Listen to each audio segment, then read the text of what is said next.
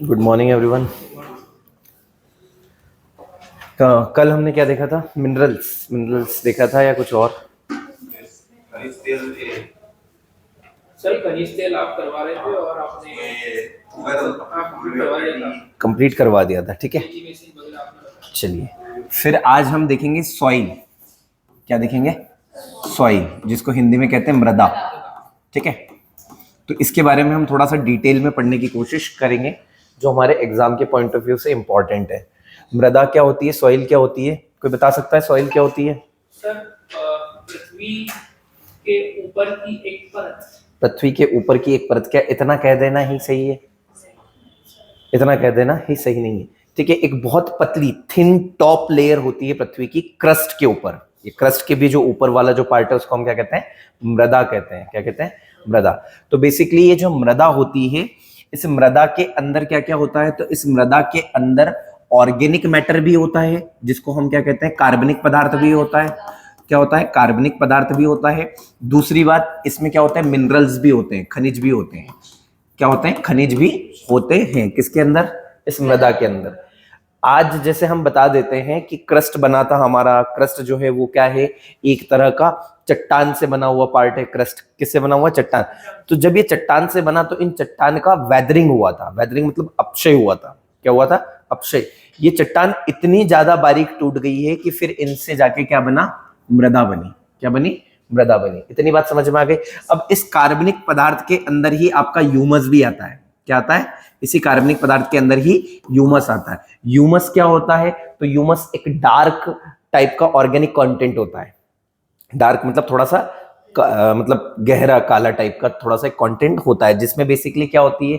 तो पेड़ की पत्तियां, पेड़ की टहनियां, ठीक है, ये सारी चीजों से मिलके क्या बना होता है? ह्यूमस बना होता है। क्या बना होता है? ह्यूमस, ठीक है। ये जो ह्यूमस होता है, ये ह्यूमस मृदा की या मृदा के लिए पोषक तत्व का काम करता है। किसका काम करता है? पोषक तत्व का काम करता है। न्यूट्रिएंट का काम करता है। कैसा काम करता है? न्यूट्रिएंट का काम करता है। कौन? ह्यूमस, ठीक है। दूसरी बात हमें यह पता होनी चाहिए कि इस ह्यूमस के अंदर पानी को होल्ड करने की, पानी को रोकने की क्षमता होती है। जल धारण या रोकने की क्षमता होती है, ठीक है। अपने अंदर एब्जॉर्ब करने की, होल्ड करने की क्षमता किसके अंदर होती है? मृदा के अंदर, या बेसिकली हम कहेंगे किसके अंदर? ह्यूमस के अंदर, ठीक है। तो किसी भी मृदा के लिए ह्यूमस बहुत इंपॉर्टेंट है कि नहीं है? ठीक है। और ये ह्यूमस हमें कहां मिलेगा? ऊपर ही मिलेगा, जो ऊपर की सरफेस है, ठीक है। इतनी बात सभी को समझ में आ गई। मृदा क्या होती है? मृदा क्या होती है? मृदा एक बहुत पतली परत होती है जो कि क्रस्ट के ऊपर होती है। इसकी विभिन्न विशेषताएं होती है कि इसमें खनिज होते हैं, इसके अंदर कार्बनिक पदार्थ होते हैं। इसको हम क्या कहते हैं? मृदा कहते हैं। आई होप इतनी बात समझ में आ गई, ठीक है। मृदा के अध्ययन को पेडोलॉजी कहा जाता है। क्या कहा जाता है? पेडोलॉजी कहा जाता है। इंपॉर्टेंट बात है, ठीक है। मृदा के अध्ययन को क्या कहते हैं? पेडोलॉजी कहते हैं। इतनी बात सभी को समझ में आ गया। सेलेनोलॉजी क्या होता है? किसी को पता है? तो बता सकता है? चंद्रमा की सतह के अध्ययन को सेलेनोलॉजी कहा जाता है, ठीक है। चलो, यहां तक बात समझ में आ गई सभी को। उसके बाद एक वर्ड आपने सुना होगा, सॉइल प्रोफाइल। किसी ने सुना है? सॉइल प्रोफाइल सुना है? क्या होता है? सर, ये इसमें बाकी चीजें मिली रहती है, रेत है, बालू है, इन सबका एक मिक्सचर, वो सॉइल प्रोफाइल है कि किस स्तर पे कौन सी पदार्थ मिल रहा है सॉइल के अंदर। किस स्तर पर कौन सा पदार्थ मिल रहा है? थोड़ी थोड़ी बात सही है लेकिन पूरी नहीं है, ठीक है। क्या होती है वो? और कोई बता सकता है सॉइल प्रोफाइल क्या होती है?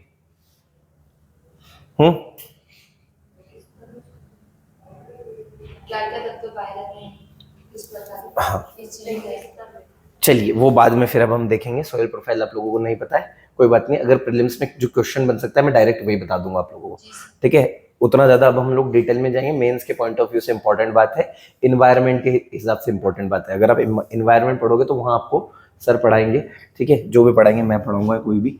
तो समझना, सबसे पहले तो इसके टाइप पे आते हैं। किस पे आते हैं? टाइप पे, ठीक है। सबसे पहला क्वेश्चन बनेगा कि इसके टाइप डिसाइड किसने किए? इसके टाइप डिसाइड किसने किए? किसके? मृदा के। तो मृदा के टाइप डिसाइड करने वाला है आईसीएआर। कौन है?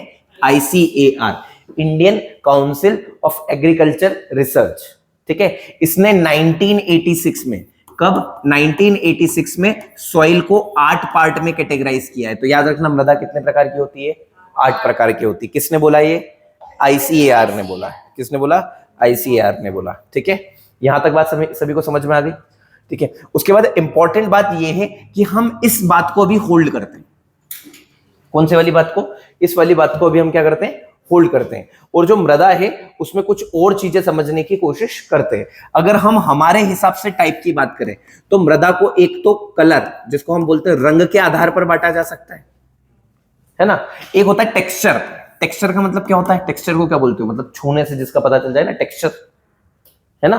सर भौतिक स्वरूप। हाँ, भौतिक स्वरूप कह सकते हो आप, लेकिन मैं यहाँ पे टेक्सचर लिख रहा हूँ, आप आपको अपने हिसाब से देख लेना। ठीक है, यहां तक बात समझ में आ गई? ठीक है, अगर रंग की बात करें तो रंग में हम देखते हैं कि काली मृदा होती है, ठीक है, लाल पीली मृदा होती है कि नहीं होती है? होती है, लाल पीली मृदा होती है। ठीक है, भूरी मृदा होती है कि नहीं होती है? होती है। ठीक है, फिर और आपने सुना होगा ऐश, राख काली, मतलब राख और भूरी, ऐश ब्राउन होती है कि नहीं होती है? ऐश ब्राउन होती है। यहां तक सभी को समझ में आ गया? किसी को कोई डाउट है इतने में? ठीक है, उसके बाद बात करें टेक्सचर। तो टेक्सचर के हिसाब से क्या होता है तो समझते हैं। सबसे पहले अगर टेक्सचर की बात करूं तो एक होती है रेतीली मृदा। क्या होती है? रेतीली मृदा। ठीक है, अभी समझते हैं। इंग्लिश में पढ़ते हैं ना तो बहुत आसान होता है ये वाला जो टॉपिक है ना। बेसिकली ये तो सब कुछ क्लियर है। यहां पे इसको बोलते हैं सैंडी सॉइल। क्या बोलते हैं? Sandy soil. कोई इंग्लिश वाला है यहाँ? कोई भी नहीं है। चलिए, दूसरी जो है उसको हम बोलते हैं चिकनी मृदा। क्या बोलते हैं?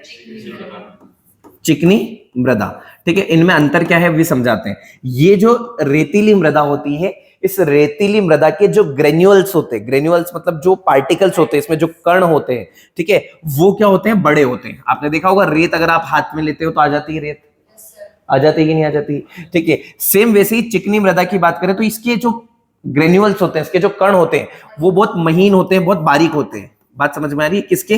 जैसे आप सभी लोगों ने रवा देखा होगा ना, रवा या फिर मैदा देखा होगा, उसको हाथ में लोगे तो हाथ में ही नहीं आता ना, इतने फाइन पार्टिकल होते हैं। ठीक है, तो वही बताने की कोशिश कर रहा हूं। एक और होती है दोमट मृदा। क्या होती है? दोमट मृदा। सुना होगा ना नाम इसका? ठीक है, दोमट मृदा जो होती है वो रेतीली मृदा और चिकनी मृदा दोनों का कंट्रीब्यूशन से बनती है। मतलब हम कह सकते हैं कि इसमें 50% क्या होती है? रेतीली मृदा होती है। क्या होती है? रेतीली मृदा होती है। और 50% इसमें क्या होती है? चिकनी मृदा होती है। क्या होती है? चिकनी मृदा होती है। किसमें? दोमट मिट्टी में। इतनी बात सभी को समझ में आ गई? 50-50% दोनों का इसमें कंट्रीब्यूशन होता है। किस मृदा में? दोमट मृदा में। ठीक है, एक और आप लोगों ने सुना होगा सिल्टी, या जिसको गाद मृदा कहते हैं, जो नदियां वगैरह अपने साथ लेके आती है ना, नदियां अपने साथ लेके आती है ना। बेसिकली अगर रेतीली मृदा और चिकनी मृदा, रेतीली मृदा क्या होती है? जिसमें बड़े कण होते हैं। जिसमें क्या होते हैं? बड़े कण होते हैं। ठीक है, चिकनी मृदा क्या होती है? जिसमें बहुत फाइन पार्टिकल्स होते हैं। ठीक है, तो इन दोनों के बीच के जो पार्टिकल होते हैं, इन दोनों के बीच के जो पार्टिकल होते हैं उनको हम सिल्ट कहते हैं। जैसे हम बहुत बार जब ज्योग्राफी पढ़ते हैं तो हम कह देते हैं नदियां अपने साथ सिल्ट बहा के लेके आई, बोल देते हैं ना। तो सिल्ट बोलने का मतलब क्या है? उसका बोलने का मतलब ये है कि वो इन दोनों के बीच की बात कर रहा है। बात समझ में आ गई? ये टेक्सचर के हिसाब से मैंने मृदा की बात करी आप लोगों के सामने। ठीक है, हम इन आर्ट के बारे में तो पढ़ने वाले हैं, आर्ट में से जो इंपॉर्टेंट है उनके बारे में तो पढ़ने वाले हैं, लेकिन हमें ये भी पता होना चाहिए। क्लियर है यहां तक? ठीक है, आगे बढ़ते हैं हम लोग, आगे बढ़ते हैं। अगला टॉपिक है हमारा मृदा परिच्छेदिका, जिसको हिंदी में मृदा परिच्छेदिका बोला जाता है और इंग्लिश में सॉइल प्रोफाइल बोला जाता है। सॉइल प्रोफाइल, देखो जैसे आपकी भी प्रोफाइल होगी ना, है ना, फेसबुक पे, इंस्टाग्राम पे, सब पे होगी ना, वैसे सॉइल की भी अपनी प्रोफाइल है। ठीक है, वो भी मेंटेन करके चलती है अपना सोशल स्टेटस। ठीक है, बात समझ में आ गई? मृदा परिच्छेदिका, बहुत अजीब सा नाम लगता है हिंदी में, मृदा परिच्छेदिका। इंग्लिश में इसको बोलते हैं सॉइल प्रोफाइल। Soil profile. ठीक है, चलिए समझने की कोशिश करना आप लोग।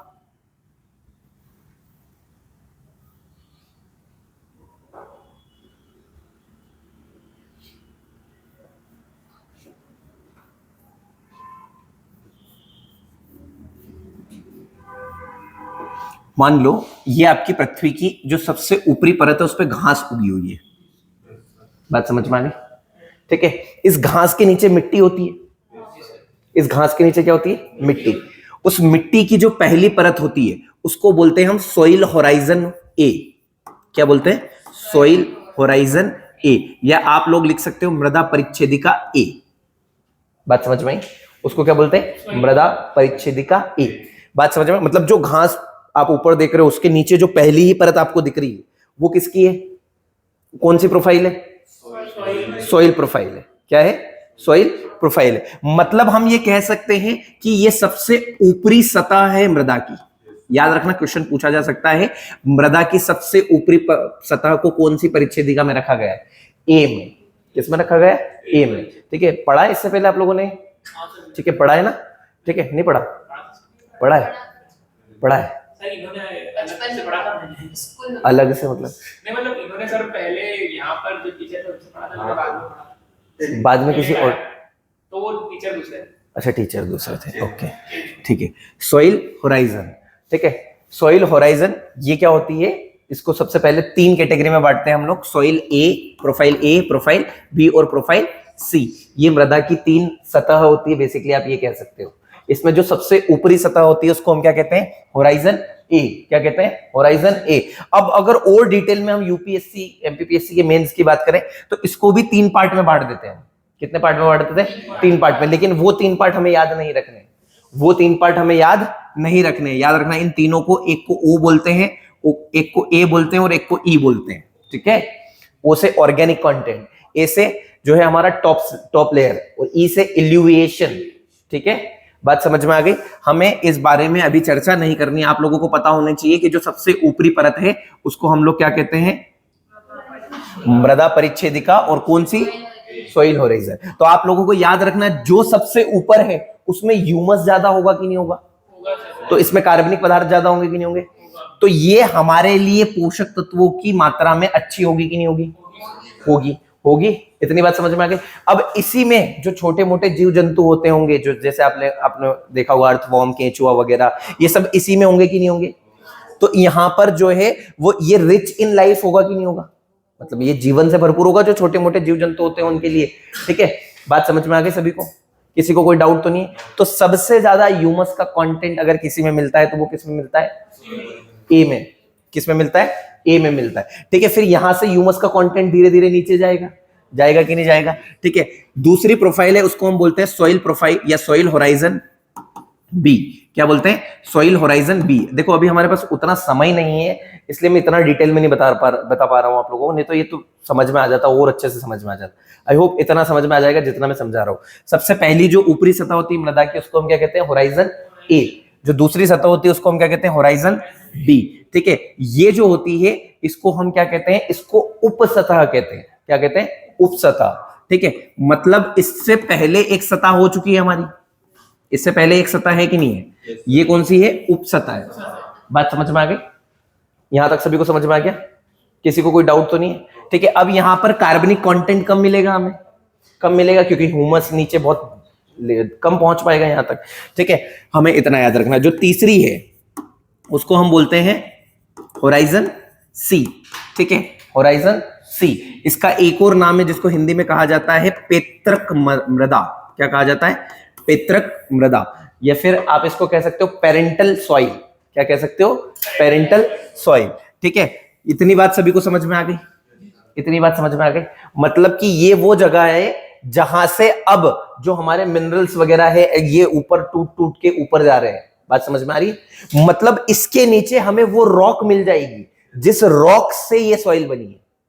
बात समझ में आ रही है?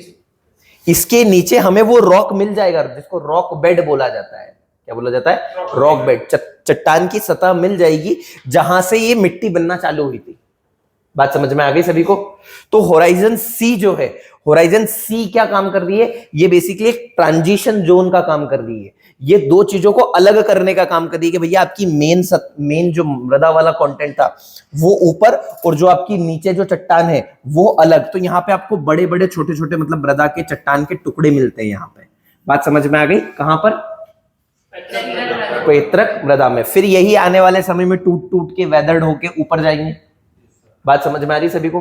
ठीक है, तो इसके नीचे आपको क्या मिल रही है? आपकी जो पेरेंटल रॉक है वो मिल रही है। क्या मिल रही है? पेरेंटल रॉक मिल रही है। पेरेंटल रॉक का मतलब जिससे, मतलब जिस इस रॉक के पेरेंटिया है, ऐसा समझो। ठीक है, बात समझ में आ गई सभी को? इस पेरेंटल रॉक को हम बोलते हैं होराइजन आर। क्या बोलते हैं? Horizon R. याद रखना एक बात मैं जो बता रहा हूं, इसको हम क्या बोलते हैं? Horizon R. लेकिन जो होराइजन आर है वो हमारी सॉइल प्रोफाइल का पार्ट नहीं है, याद रखना। Horizon R is not the part of soil profile, है ना। मृदा परिच्छेदिका का पार्ट नहीं है। कौन? Horizon R. इतनी बात सभी को समझ में आ गई? किसी को कोई डाउट तो नहीं है? ठीक है, इस होराइजन आर में हमें वो चट्टान मिलती है जो यहां से टूट टूट कर ऊपर जाएगी। ये हमारी क्या है? मुख्य चट्टान है जिससे मृदा बनी है। इतना आई होप सो सभी लोगों को पता होना चाहिए अगर हम लोग सॉइल पढ़ रहे हैं तो। ठीक है, ऐसा कुछ किलोमीटर वगैरह नहीं है। कंटेंट, ह्यूमस के कंटेंट पे डिपेंड है, पूरा कलर पे डिपेंड है। और आपने बोला कि ये मतलब बदलती रहती है, ऊपर आती रहती है, तो ये कैसे ऊपर आ रही है? ये इरोड होती जाती है ना, जैसे आप लोग देखते हो तो पानी जाता रहता है इसके अंदर, जाएगा कि नहीं जाएगा? ठीक है, तो उन चीजों से ये क्या होती जाती है? इरोड होती जाती है। ठीक है, मतलब टूटती जाती है कंटेंट। क्लियर है? फिर आप प्लगिंग करते हो खेत में, इधर से उधर मिट्टी पलटाते रहते हो कि नहीं पलटाते रहते हो? ठीक है, यहां तक सभी को समझ में आ गया? किसी को कोई डाउट है? चलिए आगे बढ़ते हैं हम लोग। अब आते हैं हम लोग सबसे पहले हमारे टाइप्स पे, जो 8 टाइप बताए उन पे आते हैं हम लोग। ठीक है, उसमें सबसे पहली सॉइल है हमारी, सबसे पहली जो मृदा है उसका नाम लिखेंगे हम लोग जलोढ़ मृदा, एल्यूवियल सॉइल।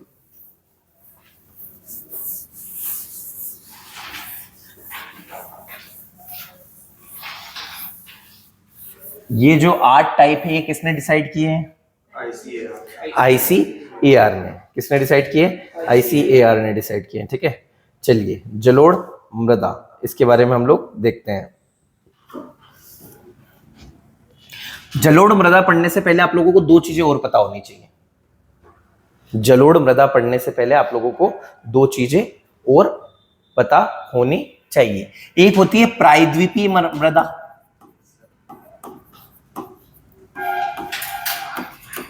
और एक होती है आपकी एक्स पेनिनसुलर। एक्स मतलब प्रायद्वीपी के ऊपर की, प्रायद्वीपी के ऊपर की या बाहर की, है ना, ऊपर की बात कर रहा हूं। वो सर मैदान वाली। हाँ, बात समझ में आ गई? मैदान वाली जो मिट्टी है। ठीक है, दोनों में क्या अंतर है? तो एक चीज का अंतर है, ये जो है ये इन सीटू मृदा है। क्या है? In situ. इन सीटू क्या होता है? जो चट्टान के टूटने से बनी है अपनी ही जगह पर। जैसे यही है चट्टान, यहीं से चट्टान से टूट टूट के बनी है। कौन? प्रायद्वीपी मृदा। ठीक है, मतलब प्रायद्वीपी भारत में हमें जो मृदा देखने को मिलती है वो किसका एग्जांपल है? इन सीटू सॉइल का। ठीक है, उसके बाद में प्रायद्वीपी के ऊपर मतलब जो हमारा मैदानी भाग है वहां पे अगर मैं बात करूं तो वहां पे एक्स सीटू सॉइल है। क्या है? Ex situ. एक्स सीटू मतलब ऐसी मृदा जिसको डिपॉजिट किया गया है, कहीं और बनी थी और उसको यहाँ लेके आके रखा गया है, जिससे हमारे मैदानी भाग बने। इतनी बात समझ में आ गई? सभी को समझ में आ गई? किसी को कोई डाउट है? क्योंकि जब मैं अभी आपको एल्यूवियल सॉइल पढ़ाऊंगा तो वहां ये वर्ड यूज करूंगा कि ये एक टाइप की एक्स सीटू सॉइल। बात समझ में आ गई? ये किस प्रकार की मृदा है? एक्स सीटू सॉइल है। यहां तक सभी को समझ में आ गया? चलिए इसको और भी ज्यादा कैरेक्टराइज कर सकते हैं अपन, बाइफिगरेट कर सकते हैं, लेकिन समय नहीं है इतना, है ना हमारे पास। जलोढ़ मृदा, कल और शायद कल और परसों 2 दिन आपकी लास्ट क्लास रहे। ठीक है, कल और परसों सैटरडे को वाइंड अप कर देंगे हम लोग। ठीक है, क्लियर है? हाँ, सब कुछ खत्म तो हो गया, हमारा सॉइल हो गया आज। उसके बाद आज फॉरेस्ट भी कोशिश करेंगे कंप्लीट कर दे। हैं? अल्नीनो लानिनो बचा है ना, तो मैं कंप्लीट करवाऊंगा ना पूरा, वो टेंशन क्यों ले रहे हो आप लोग? और आपका कुछ?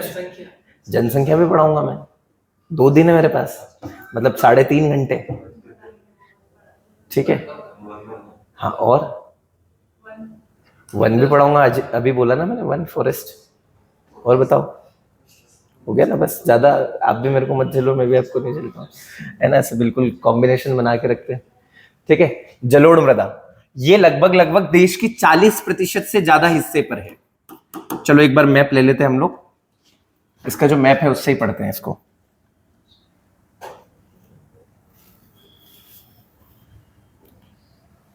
मैप ले लेते हैं, मैप से समझ में अच्छे से आएगा। सर आपके पास अगर इसके ऑब्जेक्टिव्स को इन टॉपिक्स के आपसे बिल्कुल सर मैं आपको मैसेज कर दूंगा।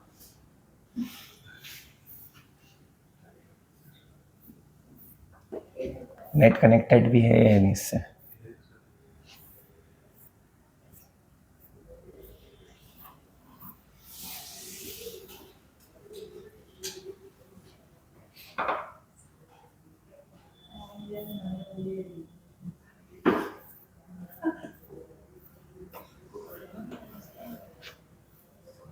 दो सेकंड में एक बार इसमें डाल देता हूँ वो। अरे रुकना एक मिनट।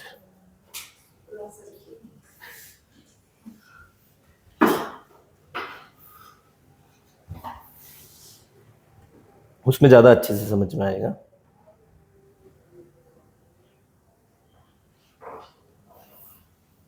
मुझे ऐसा लगा था कि मैंने सेंड कर दी पर करी नहीं।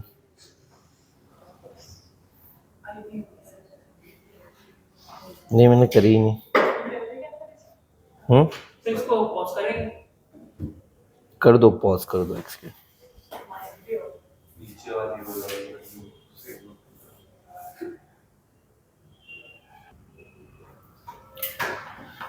इसको क्या कहते हैं हम लोग? जलोढ़ मृदा।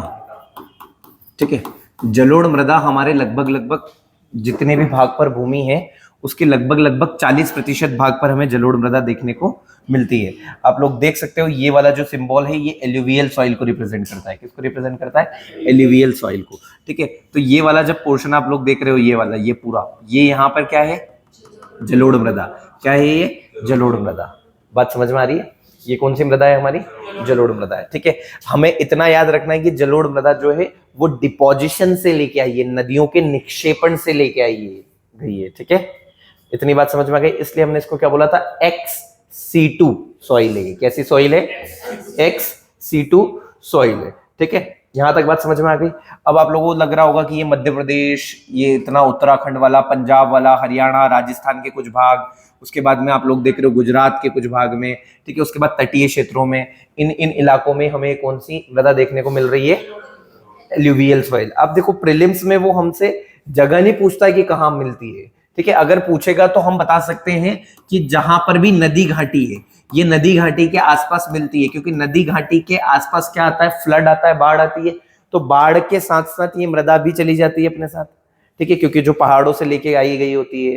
ठीक है, आप लोगों को पता है इसका नेचर कैसा है? नेचर समझ में आया ना? अभी मैंने बताया था ना कि टेक्सचर टाइप कैसी होती है। सर बारीक होती है तो बट क्योंकि नदी बहा कर रहा है। देखो समझना, अभी मैंने आपको बताया था कि ये सैंडी से लोमी क्लेई सॉइल तक होती है। सर ये क्या होता है? सैंडी का मतलब रेतीली भी होती है। लोमी का मतलब क्या होता है? जिसमें सैंडी और क्लेई दोनों हो, लेकिन एक वर्ड यूज करा है हमने, क्लेई लोमी। क्लेई का मतलब क्या है? कि इसमें क्ले ज्यादा है, सैंड कम है। बात समझ में आ रही है? हम कह सकते हैं कि ये वाली जो हमारी होती है ये चिकनी दोमट मिट्टी होती है। कैसी मिट्टी होती है? चिकनी दोमट मिट्टी होती है। कौन सी? जलोढ़ मृदा। यहां तक बात समझ में आ गई सभी को? इसी में किसी को कोई डाउट है? ठीक है, यही जलोढ़ मृदा में जब ये ओल्ड हो जाती है, मतलब जो पुरानी जलोढ़ मृदा होती है, जो हमारी पुरानी जलोढ़ मृदा होती है, इंपॉर्टेंट क्वेश्चन है। ठीक है, ये दोनों जो मैं बता रहा हूं, एक होती है हमारी नई जलोढ़ मृदा। ठीक है, पुरानी जलोढ़ मृदा को क्या कहते हैं? बांगर। क्या कहते हैं? बांगर। क्या कहते हैं? बांगर। और जो नई जलोढ़ मृदा होती है इसको क्या कहते हैं? खादर कहते हैं। क्या कहते हैं? खादर कहते हैं। यहां तक बात समझ में आ गई? पंजाब में इस नई जो जलोढ़ मृदा है इसको क्या कहते हैं हम लोग? बेट। क्या कहते हैं? बेट। और इसी बांगर को अलग अलग जगह अलग अलग नामों से जाना जाता है, जैसे रेह, कल्लर, ये सब, थूर, ये नाम आप लोगों ने सुने होंगे। ठीक है, यहां तक सभी को बात समझ में आ गई? यहां तक सभी को समझ में आ गया? आप लोगों को पता है कि ये जो सॉइल होती है ये बहुत ज्यादा प्रोडक्टिव होती है, यहाँ पे अच्छा खासा उत्पादन होता है इस सॉइल में, ठीक है। ये जो है ये क्या होता है, बहुत ज्यादा उपजाऊ मृदा होती है। बात समझ में आ गई। इसीलिए जब मृदा उपजाऊ होती है तो हम देखते हैं कि नदी घाटी के आसपास ही बहुत सारी सभ्यताओं का क्या हुआ था, विकास हुआ था। क्या होता, विकास हुआ था। चाहे हम सिंधु घाटी की सभ्यता देखें, यहां तक बात समझ में आ गई सभी को, क्लियर है, इसमें किसी को कोई डाउट नहीं है। चलिए आगे बढ़ते हैं। अब यहाँ पर आप कौन कौन सी फसलें उगा सकते हो, तो यहाँ पे मैं अगर सिंपल सी भाषा में बताऊं तो लगभग सभी प्रकार की फसलें उगाई जा सकती है यहाँ पर, क्योंकि हर तरह के इसमें पोषक तत्व क्या होते हैं, होते ही हैं, पाए जाते हैं। समझ में आ रही है बात। इसमें हमें हर प्रकार के पोषक तत्व जो होते हैं वो क्या होते हैं, मिलते हैं। इसलिए हम कह सकते हैं कि ये क्या होती है, हर प्रकार से अच्छी होती है, उपजाऊ होती है। कौन सी सॉइल, जलोढ़ मृदा। तो जलोढ़ मृदा, और इसके बारे में एक चीज पता होनी चाहिए कि ये पोटाश से रिच होती है। इसमें पोटाश तो होता है, क्या होता है, पोटाश तो होता है, लेकिन इसमें एक चीज नहीं होती, क्या, फॉस्फोरस। क्या नहीं होता है, फॉस्फोरस। याद करने का तरीका समझा देता हूं कैसे याद करना है। फॉस्फोरस को बनने में टाइम लगता है। फॉस्फोरस बेसिकली अगर ये आता है सॉइल के अंदर तो इसको बनने में क्या होता है, टाइम लगता है। क्या लगता है, टाइम लगता है। तो याद रखना, जब इसको बनने में टाइम लग रहा है तो ये तो फ्लड के साथ आएगा और वापस चले जाएगा, तो फास्फोरस रहेगा क्या इसमें, नहीं। तो याद करना है ऐसे कि भैया फॉस्फोरस को बनने में टाइम लगता है, तो नदी अपने साथ बाढ़ लेके आती है तो वापस लेके चली जाती है, तो ज्यादा समय तक वो पुरानी रह नहीं पाती है। तो इसलिए यहाँ पे इसमें किसकी कमी होती है, फास्फोरस की कमी होती है। किसकी कमी होती है, फास्फोरस की कमी होती है। यहां तक बात समझ में आ गई। ये किससे रिच होती है, पोटाश से रिच होती है। किससे रिच होती है, पोटाश से, ठीक है। यहां तक सभी को क्लियर हो गया। चलिए आगे बढ़ते हैं। इसमें पैडी, धान भी उगाए जा सकते हैं, इसमें व्हीट भी उगाया जा सकता है, राइस भी उगाया जा सकता है, सब कुछ इसमें उगाया जा सकता है। सीधी सी बात करते हैं हम, इसमें शुगर केन भी उगाया जा सकता है, गन्ना भी उगाया जा सकता है, ठीक है। यहां तक सभी को क्लियर हो गया। अगली मिट्टी है हमारी जिसको हम कहते हैं ब्लैक सॉइल। क्या कहते हैं, ब्लैक सॉइल, जिसको हिंदी में क्या कहा जाता है, काली मृदा कहा जाता है। इसको मैं रफ कर रहा हूं। अगली जो मिट्टी है उसको हम क्या कहते हैं, काली मृदा कहते हैं। क्या कहते हैं, काली मृदा, ठीक है। समझना, ये जो काली मृदा है, इस काली मृदा के अलग अलग नाम भी हैं, ठीक है। जैसे रेगुर और चेरनोजम, सेल्फ प्लगिंग, स्वयं ज्योत। क्यों होती है स्वयं ज्योत, तो इसके अंदर ना जब ये सूखती है तो एक दरारें पड़ जाती है, दरारें, ठीक है। सर इसकी जल धारण क्षमता भी अधिक जल धारण क्षमता अधिक होती है, ठीक है। ये सारी बातें हम लोगों को इसके बारे में पता है, ठीक है। इसमें जो जल धारण क्षमता है, मतलब ये पानी को क्या करती है, एब्जॉर्ब करके रखती है, ठीक है। जब इसमें ज्यादा पानी आता है तो ये पानी को क्या कर लेती है, एब्जॉर्ब कर लेती है। बात समझ में आ रही है, ठीक है। और जब इसमें मतलब पानी जाता है तो ये वापस क्या हो जाती है, सिकुड़ जाती है, और उस सिकुड़न के कारण इसमें क्या आ जाती है, दरार आ जाती है। क्या आ जाती है, दरार आ जाती है। उन दरारों के माध्यम से ऑक्सीजन अंदर चली जाती है, और हम ये कह देते हैं कि ये एक ऐसी मृदा है जो खुद को जोत लेती है। इसलिए इसको हम सेल्फ प्लगिंग सॉइल भी कहते हैं, स्वयं जोत मृदा भी कहते हैं। किसको, काली मृदा को। किसको कहते हैं, काली मृदा को कहते हैं। यहां तक सभी को बात समझ में आ गई होगी, आई होप सो, ठीक है। इसके संदर्भ में हमें कुछ बातें पता होनी चाहिए कि इस मृदा में बेसिकली अगर हम देखें तो ये सबसे ज्यादा महाराष्ट्र में मिल रही है। आपको दिख रहा है ये महाराष्ट्र, ठीक है। इस महाराष्ट्र में सबसे ज्यादा मिल रही है। क्यों मिल रही है सबसे ज्यादा महाराष्ट्र में ये, क्योंकि यहाँ पर क्या है, दक्कन पठार है, यहाँ पर प्रायद्वीपीय पठार है। उस पठार से बेसाल्ट, बेसिकली बेसाल्ट जहां पर होगा वहां काली मृदा मिलेगी। जहां पर बेसाल्टिक चट्टान होगी वहां पर काली मृदा मिलने के चांस ज्यादा होते हैं। तो ये जो चट्टान है ये कैसी चट्टान है, बेसाल्टिक चट्टान है। कैसी चट्टान है, बेसाल्टिक चट्टान है। तो जब इसमें क्या हुआ, ये टूट टूट के फिर बनी, जैसे मैंने अभी आपको समझाया था। तो यहाँ पे हमें किस प्रकार की मृदा मिलती है, काली मृदा मिलती है। याद रखना कहाँ कहाँ मिलती है, तो गुजरात में भी मिलती है, ये मध्य प्रदेश में भी मिलती है, महाराष्ट्र में भी मिलती है, इधर आप देखोगे तो तेलंगाना में भी मिलती है, ठीक है, कर्नाटका में भी मिलती है। क्लियर है। और भी जो छोटे छोटे क्षेत्र है वहां भी ये देखने को मिलती है, लेकिन मुख्यतः यह कहाँ मिलती है, मध्य प्रदेश, महाराष्ट्र और गुजरात में मिलती है, ठीक है। यहां तक सभी को समझ में आ गया। इसमें किसी को कोई समस्या नहीं होनी चाहिए।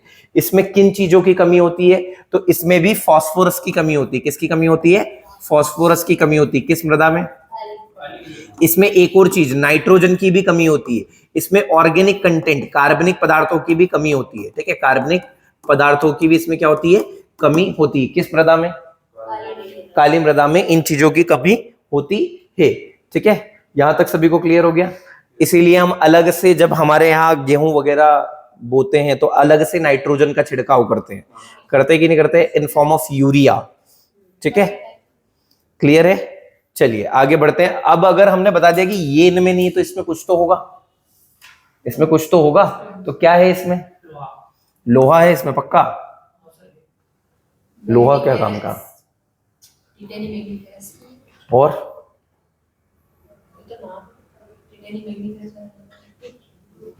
आयरन है, आयरन जिसको अभी हमने बोला लोहा। और क्या है? कितने परसेंट आयरन है इसमें? मध्य प्रदेश की मुख्य मिट्टी है ये मालवा पठार की, तो पता होना चाहिए आप लोगों को कितने परसेंट आयरन है इसमें। 10% आयरन इसमें। कितने प्रतिशत? 10% आयरन है। दूसरी बात, इसमें एल्यूमिनियम है। क्या है? एल्यूमिनियम है। ठीक है, ये भी 10% है इसमें। ये सब एनसीईआरटी की 11th क्लास का डाटा है। ठीक है, 10% इसमें क्या है? एल्यूमिनियम है। यहां तक समझ में आ गया? इसके अंदर चूना भी है, लाइम भी है। क्या है? लाइम भी है, चूना, मैग्नीशिया भी है। ठीक है, वो हम लोगों को इतना याद नहीं रखना है, ये दोनों चीजें इंपॉर्टेंट है, ये याद रखना आप लोग। ठीक है, इसमें लाइम भी होता है। क्लियर है यहां तक? किन चीजों के लिए अच्छी होती है? कपास के लिए अच्छी होती है, इसलिए इसको कपासी मृदा भी कहा जाता है। याद रखना, इसको क्या कहा जाता है? कपासी मृदा भी कहा जाता है, कॉटन सॉइल भी कहा जाता है इसको। किसको? काली मृदा को। और मूंगफली, सोयाबीन, गेहूं। ठीक है, ऑलमोस्ट आप यहाँ पर भी लगभग अधिकतर फसलें आप यहाँ पर उगा सकते हो। ठीक है, चलिए इतनी बात आई होप सो सभी को समझ में आ गई होगी। अगली जो मृदा है हमारी, उसको हम कहते हैं, चलो जल्दी फास्ट पढ़ते हैं थोड़ा सा। ऐसे एक परसेंटेज का डाटा हर साल चेंज होता रहता है। ठीक है, तो परसेंटेज आपसे नहीं पूछा जाएगा। ठीक है, सबसे ज्यादा कौन सी है? जलोढ़ मृदा है। कौन सी है? जलोढ़। वैसे तो देखे तो ये तीसरे नंबर पे होती है। ठीक है, जैसे जलोढ़ मिट्टी देखो ना आप, कम ज्यादा होती रहती है कि नहीं होती रहती है? बात समझ में आ रही है? ठीक है, चलिए अगली है हमारी लाल और पीली मृदा। लाल पीली मृदा।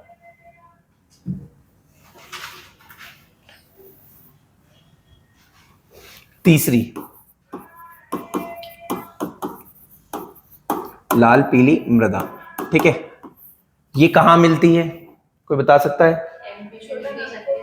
छोटा नागपुर पठार में मिलती है। Very good. और सबसे ज्यादा छोटा नागपुर पठार ही इंपॉर्टेंट है। ये दिख रहा होगा आपको ये पूरा।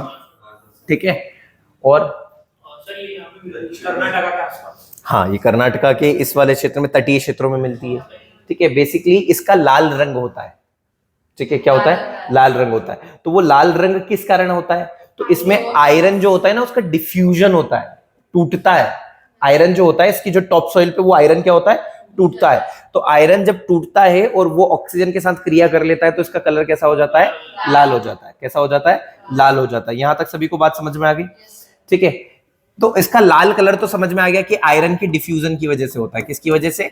आयरन के डिफ्यूजन की वजह से होता है। ठीक है, लेकिन इसका पीला रंग कैसे होता है? पानी से।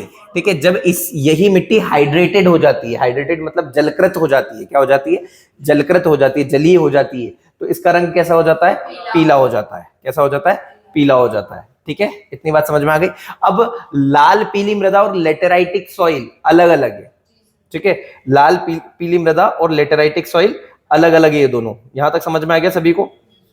ठीक है, इसमें भी पोटाश होता है। ठीक है, वो सारी बातें तो हम लोगों ने देख ली। ठीक है, इतना कंटेंट हमसे वो नहीं पूछेगा अगर इसके कॉन्टेक्स्ट में देखें हम तो। क्लियर है यहां तक? चलिए नेक्स्ट, इसके बारे में और कुछ किसी को?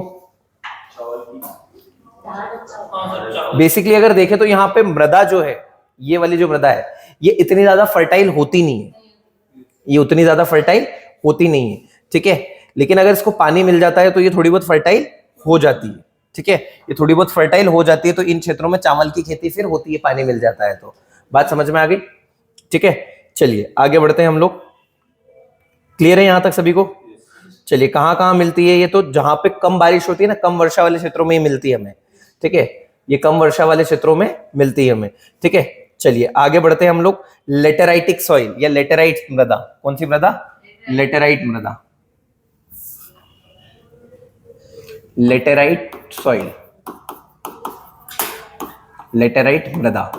ठीक है, लेटेराइट मृदा के बारे में क्या क्या पता है आप लोगों को?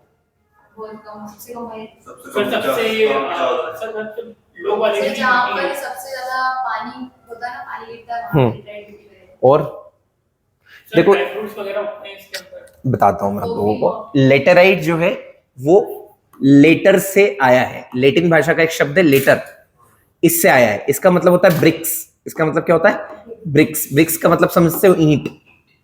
तो ये मृदा बहुत बेकार क्वालिटी की होती है, लो क्वालिटी की होती है। इसका उपयोग जो ईंटें बनाने में होता है। बात समझ में आ रही है? मतलब जो मटेरियल होता है ना, कंस्ट्रक्शन के काम में आता है, उसमें इसका काम इसका यूज किया जाता है। ठीक है, हम इसको बहुत बार कह देते हैं कि वेदर्ड, ये सबसे लास्ट, ये सबसे अंतिम अपक्षयित मृदा है। कुछ बात समझ में आ रही? सबसे अंतिम अपक्षयित मृदा है कौन सी? अब ये पहाड़ वाले रीजन में पाई जाती है। जैसे सपोज दैट ये हिली रीजन है, ये क्या है? Hilly region. यहां बारिश होगी तो ये मिट्टी, इस मिट्टी के अंदर से सिलिकेट्स चले जाएंगे। क्या चले जाएंगे?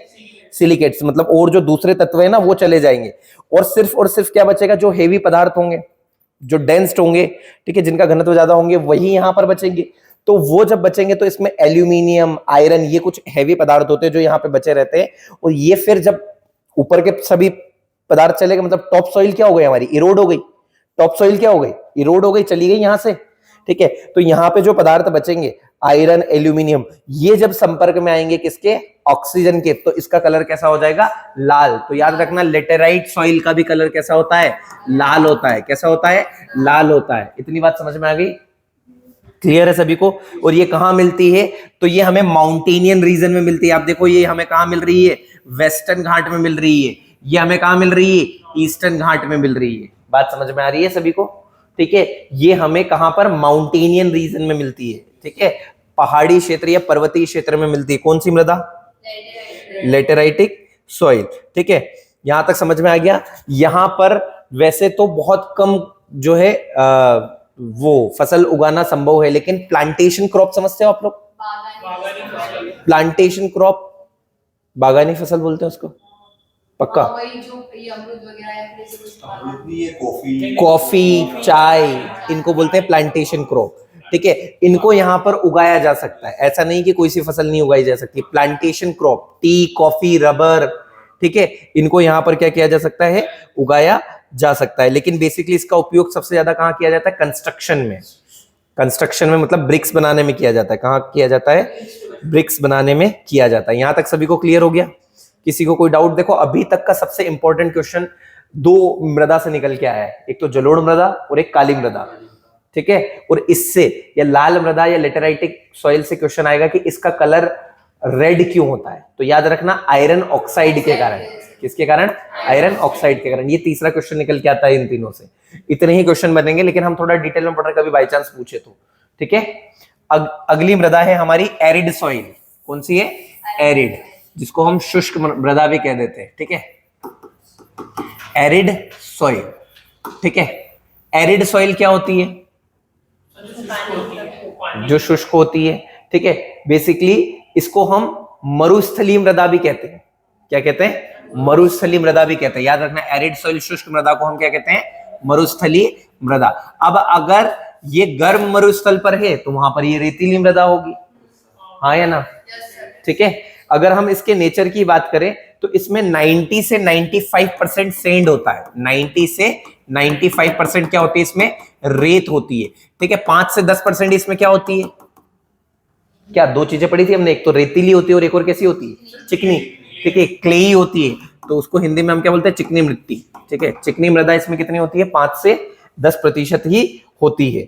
ठीक है, यहां तक बात समझ में आ गई सभी को? यहां तक सभी को समझ में आ गई? ठीक है, क्लियर है? ऐसा नहीं है कि यहां पे कोई फसल नहीं उगाई जा सकती है। यहां पर नाइट्रोजन थोड़ी मात्रा में पाया जाता है, ज्यादा नहीं, थोड़ी मात्रा में क्या होता है? यहां पर नाइट्रोजन पाया जाता है। ठीक है, और यहां पर फॉस्फेट की कमी है यहां पर। लेकिन उस नाइट्रोजन में, या अगर मैं सीधी सी बात करूं, अगर आप यहां पर पानी की पूर्ति कर दो, क्या कर दो? पानी की पूर्ति कर दो। ठीक है, मतलब पानी दे दो, इस मिट्टी को इरिगेट कर दो आप लोग, तो यहां पर फसलें उगाई जा सकती है। जैसे ड्रॉट क्रॉप्स जो होती है ना, जैसे काजू वगैरह, ठीक है, इनको यहाँ पर उगाया जा सकता है, जिनकी जड़ें ज्यादा गहरे तक जा सकती है, ठीक है, उनको यहाँ पर उगाया जा सकता है। आप याद रख सकते हो, सूखी फसलों को यहाँ पर उगाया जा सकता है, जैसे काजू वगैरह, इनको यहाँ पर उगाया जा सकता है। इस मृदा को हम क्या कहते हैं? एरिड सॉइल कहते हैं। क्या कहते हैं? एरिड सॉइल कहते हैं, ठीक है, क्या कहते हैं? एरिड सॉइल कहते हैं, ठीक है। कितनी हो गई टोटल हमारी? 5 हो गए। राजस्थान वाले एरिया में हाँ, मेनली ये राजस्थान वाले एरिया में, गुजरात में भी मिलती है, कच्छ के रण में। सर आपको पता है ऐसी फसल वहाँ कहाँ होती है? उसमें होती है केरल में। देखो मेरी बात समझो आप लोग, मैं इस अभी आते 2 मिनट वेट करना थोड़ा सा, ठीक है। ये यहाँ भी तो है लद्दाख, ठीक है, 2 सेकंड समझना। अगली लिखो आप लोग, कितनी हो गई टोटल? 5। अगली लिखो सलाइन या फिर एल्कलाइन, लवणीय मृदा। कौन सी छठी है? इसको हम एल्कलाइन मृदा भी बोलते हैं। क्या बोलते हैं? एल्कलाइन। एल्कलाइन मतलब जिसमें क्षारीयता अधिक हो। जो क्षारीय, ठीक है, बात समझ में आ गई, जिसमें नमक की मात्रा ज्यादा हो, ठीक है। यहां तक सभी को समझ में आ गया। इसके लिए इंपॉर्टेंट वर्ड है, ठीक है। पहले के लोग क्या है, 2 टाइप की मिट्टी बताते थे, मतलब जो एंशिएंट लोग हैं। एक तो होता था उर्वरा और दूसरा उसारा। जो एंशिएंट लोग हैं ना, जो पुराने लोग हैं, उन्होंने मिट्टी को 2 भागों में बांटा था, एक तो उर्वरा और एक उसारा। तो इसी को उन्होंने उसारा बोला था। क्या बोला था? उसारा या उसरा।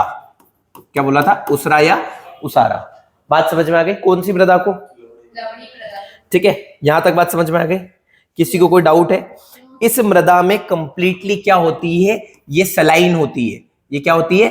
सलाइन होती है, नमकीन होती है। कैसी होती है? नमकीन होती है। कौन सी मृदा? लवणीय मृदा, ठीक है। इसमें नाइट्रोजन बहुत कम मात्रा में होता है, इसमें कैल्शियम बहुत कम मात्रा में होता है, इसलिए यहां पर हम कोई भी फसल नहीं उगा पाते हैं। वही फसल, कुछ कैक्टस टाइप की फसल यहां पर हमें देखने को मिल जाती है, ठीक है। ये वो वाली मृदा है। क्लियर है? कोई डाउट है किसी को इसमें? यहां तक समझ में आ गया? यहां पर पर्कुलेशन ज्यादा होता है, इवोपरेशन कम होता है। पर्कुलेशन, इवोपरेशन मतलब नमक बेसिकली बनने की प्रक्रिया होती है यहां पर, सीधी सी बात है, ठीक है। चलिए आगे बढ़े हम लोग। अगली है हमारी पीटी सॉइल। क्या है? पीटी सॉइल, ठीक है, पीट मृदा जिसको कहते हैं। 7वीं है ना? टोटल कितनी है? 8। तो इसके बाद लास्ट बचेगी हमारी, ठीक है, पीटी मृदा। कौन सी है? पीटी मृदा, ठीक है।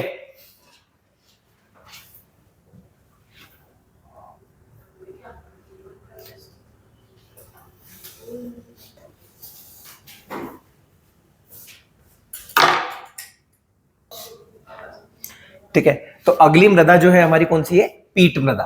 कौन सी मृदा है? पीट मृदा, ठीक है।